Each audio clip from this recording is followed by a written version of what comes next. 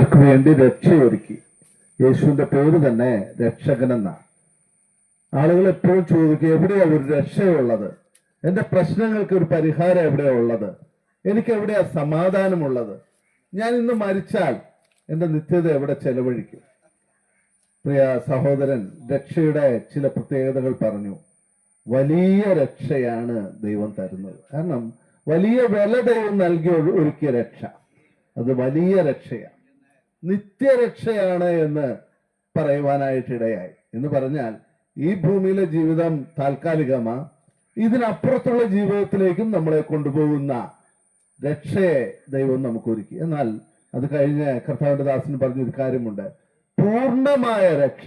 പ്രിയ സുഹൃത്തുക്കളെ, യേശുവിനെ കണ്ടുമുട്ടുന്ന മനുഷ്യന്റെ ഈ ഭൂമിയിലെ ജീവിതത്തിലും അവന്റെ ഏത് ആവശ്യത്തിലും അവനൊരു രക്ഷകനായിട്ട് കർത്താവായ യേശു കൂടെയുണ്ട്. നിങ്ങളുടെ പ്രശ്നങ്ങൾ വരുമ്പോൾ എന്നെ ആര് രക്ഷിക്കുമെന്ന് ചോദിച്ചാൽ കർത്താവിന്റെ ദാസൻ പറഞ്ഞ വാക്കുകൾ നിങ്ങൾക്ക് നിങ്ങളുടെ ഹൃദയത്തിലിരിക്കട്ടെ.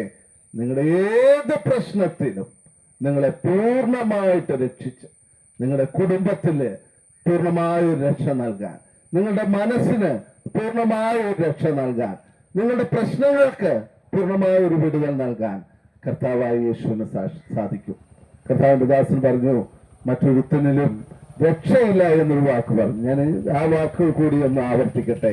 ഈ ലോകത്തിലേക്ക് കടന്നു വന്ന എല്ലാവരും അവര് മനുഷ്യനെ സഹായിക്കുവാനായിട്ട് മനസ്സുള്ളവര്, എന്നാൽ നിത്യ നരകത്തിലേക്ക് പോകുന്ന ഒരു വ്യക്തിയെ രക്ഷിക്കുവാൻ ഈ ഭൂമിയിലേക്ക് വന്ന ഏക വ്യക്തി കർത്താവായ യേശു ക്രിസ്തു മാത്രമാണ്.